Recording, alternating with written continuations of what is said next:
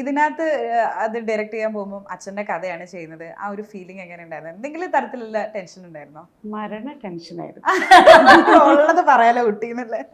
എന്താണെന്ന് വെച്ചാൽ ഒന്ന് ഞാൻ പറഞ്ഞല്ലോ, അത് എൻ്റെ ഡിസിഷൻ അല്ല, അത് എനിക്ക് ഏറ്റെടുക്കേണ്ടി വന്ന ഒരു സംഗതിയാണ്. അപ്പം ഞാൻ മെൻ്റലി ഒട്ടും പ്രിപ്പയർഡ് ആയിരുന്നില്ല. ഡിറക്ഷൻ എന്നൊക്കെ പറയുന്നത് അത് ക്രാഫ്റ്റ് അറിഞ്ഞ് ചെയ്യേണ്ട ഒരു സംഗതിയാണ്. എനിക്ക് ആകെയുള്ള പരിചയം എന്താണെന്ന് വെച്ചാൽ ഞാൻ കുറേ സ്റ്റേജ് പ്രൊഡക്ഷൻസ് ഡാൻസിൽ ചെയ്തിട്ടുണ്ട്.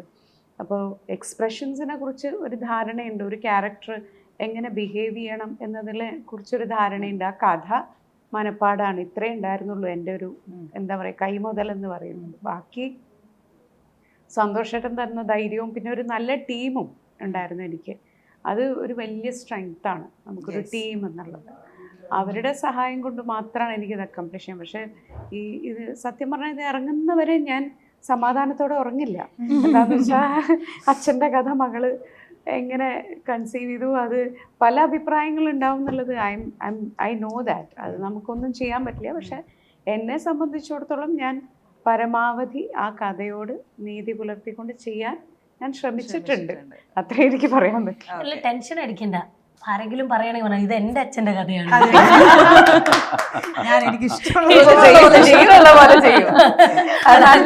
അച്ഛനോട് മാത്രമേ നമ്മള് ആൻസർ ചെയ്യേണ്ട ആവശ്യമുള്ളൂ. പുറത്തുള്ള ആൾക്കാരോട് പറയല്ലോ ഇത് എൻ്റെ അച്ഛൻ്റെ കഥ, എനിക്കറിയാം. ഇങ്ങനെയാണ് കണ്ടത്. ഓക്കെ, അപ്പൊ അശ്വതി ചേച്ചി തീർച്ചയായിട്ടും MT സാർ ഒരു പീസ് ഓഫ് അഡ്വൈസ് തന്നിട്ടുണ്ടാകും. കാരണം ആദ്യമായിട്ട് ഡയറക്റ്റ് ചെയ്യാൻ പോവുകയാണ്, അദ്ദേഹത്തിന്റെ കഥയാണ്. എന്തായിരുന്നു അഡ്വൈസ്? ഇല്ല, ഒരു അഡ്വൈസും തന്നില്ല. ഇല്ല, അത് പോയി ഒന്നാമത് ഞാനല്ല ഇത് സംസാരിക്കുന്ന അച്ഛനോട്. ഞാൻ ഡയറക്റ്റ് ചെയ്യണം എന്നുള്ളത് ഞാൻ പോയി പറയില്ല. എനിക്ക് എങ്ങനെ പറയാൻ പറ്റും? ആണോ?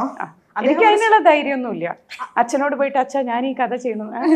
അപ്പൊ അദ്ദേഹം ഒരു സ്ട്രിക്റ്റ് ഫാദർ ആണോ? സ്ട്രിക്റ്റ് എന്നുള്ളതല്ല, നമുക്ക് അച്ഛൻ്റെ ചില ബൗണ്ടറീസ് നമുക്കറിയാം. പിന്നെ ഇതൊരു ഇറ്റ് ഈസ് നോട്ട് പേടിയല്ല, ഒരു ബഹുമാനമാണ്. ആ റൈറ്ററിനോടുള്ള ഒരു ബഹുമാനമാണ്. എൻ്റെ അച്ഛൻ എന്നതിനെ കവിഞ്ഞ് ഒരു റൈറ്ററുടെ വർക്ക് നമ്മൾ തൊടുക എന്ന് പറയുന്നത് അതത്ര എളുപ്പമുള്ള കാര്യമൊന്നുമല്ല. ഞാൻ പറഞ്ഞല്ലോ, അത് എങ്ങനെയോ അത് സംഭവിച്ചതാണ്. ഞാൻ കോൺഷ്യസ്ലി കുറേ ശ്രമിച്ചതാണ് അതൊന്ന് മാറി നിൽക്കാൻ.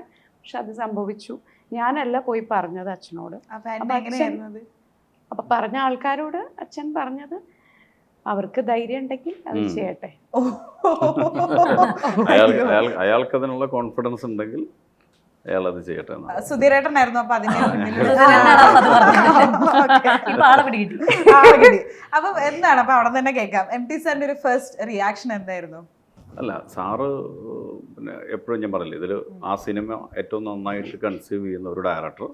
അപ്പോൾ അങ്ങനെയാണ് ശരിക്കും പറഞ്ഞാൽ. ഇത് നേരത്തെ പല ആർട്ടിസ്റ്റിനോടും ബോളിവുഡിലൊക്കെ ചില ആർട്ടിസ്റ്റിനോട് നറേറ്റ് ചെയ്തത് ഡയറക്ടർക്ക് വേണ്ടിയിട്ട് അശ്വതിയായിരുന്നു. അപ്പോൾ അത് ഏറ്റവും നന്നായിട്ട് നറേറ്റ് ചെയ്ത അശ്വതിയായിരുന്നു. അങ്ങനെയാണ് ഇതൊരു ഈ കഥ ചെയ്യാൻ അങ്ങനെ ഒരു ആൾ വേണം. പിന്നെ അതൊരു ഫീമെയിൽ ഡയറക്ടർ തന്നെ എന്നുള്ള രീതിയിലേക്കൊക്കെ ഒരു തോട്ട്സ് അവരെ സരിഗമയുടെ ഭാഗത്തുകൂടി വന്നപ്പം കുറേ ഓപ്ഷൻസ് വന്നു. പക്ഷേ അത് സരിഗമയും താല്പര്യം എടുത്തത് കാരണം ഏറ്റവും നന്നായിട്ട് ഇത് കൺസീവ് ചെയ്യുന്ന ഒരാൾ ചെയ്യാന്നുള്ളത്. അപ്പോൾ അങ്ങനെയാണ് അശ്വതിയിലേക്ക് വന്നത്.